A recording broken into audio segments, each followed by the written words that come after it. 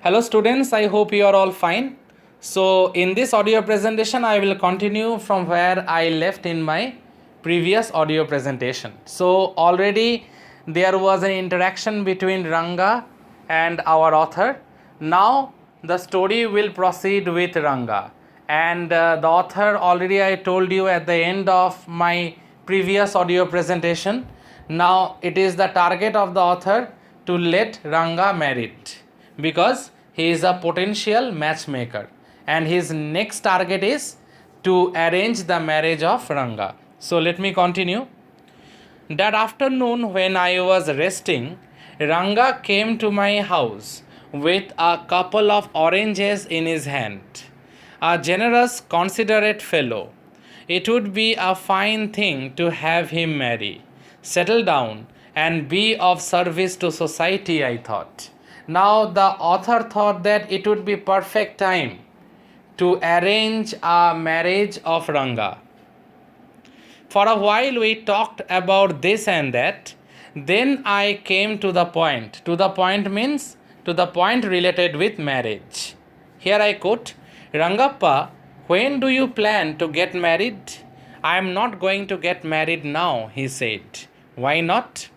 I need to find the right girl. I know an officer who got married only 6 months ago.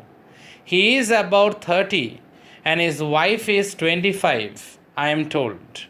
They will be able to talk lovingly to each other. Let's say I married a very young girl. She may take my words spoken in love as words spoken in anger. Now, Ranga's view about marriage has changed a lot, drastically, we can say, because he feels like marriage is ultimately a sort of bonding between two persons, and a proper age should be there in terms of marriage. And he cited the reference of one individual who was about 30 and his wife was 25. So there would be a mutual compatibility and companionship among them because of their proper age gap. But Ranga is saying that if I marry a very young girl, maybe I will spoke to him words of love, but he might consider those words as words spoken by me, something related with insulting him or her. She might feel angry. That means there will be less communication between him and the young girl because his words that he had spoken out of love will be considered as words spoken out of anger by the girl. So there will be an episode of misunderstandings. So that was Ranga's viewpoint about marriage. He wanted to marry a mature girl, not a young girl. But, dear students, when for the very first time Ranga will see Ratna, all his mentality will be, all his ideology, his mentality related with marriage, everything will be shattered into pieces. We'll get to that part later in the course of the story. Okay, let's continue. Recently, a troupe means a theatre company, in Bangalore staged the play Shakuntala. There is no question of Dushmanta falling in love with Shakuntala if she were young, like the present day brides is there. What would have happened to Kalidasa's play then? If one gets married, it should be a girl who is mature. Now, that was Ranga's ideology that if I get married, then definitely I will marry a girl who is quite mature enough. Otherwise, one should remain a bachelor. That's why I am not marrying now. And finally, Ranga's conclusion is that if I don't get a mature girl to marry, then it is better, according to me, to remain a bachelor. And I am not marrying now, then. Is there any other reason? Now, the author asked him, is there any other reason that you are not marrying? A man should marry a girl he admires. That means Ranga is actually breaking the stereotypical norms of the village or of the village, we can say, or the orthodox rules and regulations that was prevalent at that time, because Ranga, according to him, a marriage is a union between two persons. So one should actually marry a particular individual whom he or she admires. That was his ideology. What we have now are arranged marriages. Now what Ranga is saying, that now we have arranged marriages everywhere. How can one admire a girl with milk stains on one side of her face and wetness on the other, or so young that she doesn't even know how to bite her fingers? Now, if she doesn't know how to bite her fingers, and if there is milk stains on one side of her face, and if she is totally a childish individual, there is a lot of age gap, then ultimately what is the use of that marriage? That is what Ranga is trying to say to the author. One a neem fruit, the other a bitter gourd. Exactly, Ranga said, laughing. I was distressed that the boy who I thought would make a good husband had decided to remain a bachelor. So the author, as I told you, that he was a potential matchmaker, he felt like Ranga was a very tough nut to crack, because Ranga's ideology about marriage was very progressive. He preferred that there should be a perfect compatibility in terms of age that will actually initiate into a good marriage. Otherwise, it is better to remain a bachelor. So this particular mentality of Ranga made the author very much anxious, because he, at the back of his mind, he had a target to get him married.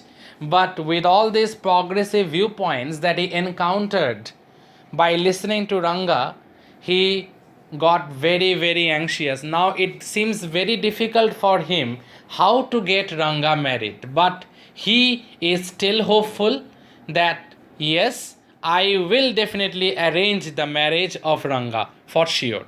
So, dear students, let me continue. I was distressed that the boy who I thought would make a good husband had decided to remain a bachelor. After chatting for a little longer, Ranga left. I made up my mind right then that I would get him married, but I was also very stubborn. I means the author. I was also very adamant, and I decided then and there that I would get him married by hook or by crook. So dear students, now I am proceeding to the next paragraph. Now we will get to know about the girl Ratna, Ramarao's niece, a pretty girl of 11. The age of Ratna is highlighted in the story, but nowhere we get to know about Ranga. We can presume Ranga might be within 20s, early 20s, but nowhere specifically Ranga's age has been mentioned. So let me continue. Ramarao's niece, a pretty girl of 11, had come to stay with him. She was from a big town, so she knew how to play the veena and the harmonium. She knew how to play the veena and the harmonium. That means just like Ranga went to the Bangalore city for his higher studies, similarly Ratna was also a city girl, and she knew how to play the veena and the harmonium. She also had a melodious voice. Sweet voice means melodious voice. With both her parents had died and her uncle had brought her home. Ramarao was the uncle of Ratna. Ratna's parents died, and Ramarao decided to take Ratna along with him, and also Ramarao decided to bring Ratna to stay with him in his family. So let me continue. Both her parents had died and her uncle had brought her home. Ranga was just the boy for her. Ranga was exactly the boy for her. And she, the most suitable bride for him. And another important thing is that not only Ranga is the suitable groom for Ratna, but Ratna was also the most suitable bride for Ranga. So the author already started planning in his mind, and now he had taken it as a challenge that yes, in due course of time, I will let myself into this, and I will somehow, by hook or by crook, I will develop a love meeting, or rather to say, I will develop a sort of a situation where Ranga and Ratna can interact, obviously, and I will try my best to make them united in a wedding. So that was the plan of the narrator, definitely because the narrator was a matchmaker. So dear students, I stop my audio presentation right here. In my next audio presentation, I will continue from the next paragraph. I hope you will listen to this audio presentation. If there is any problem, kindly let me know. Thank you, students. Thank you all.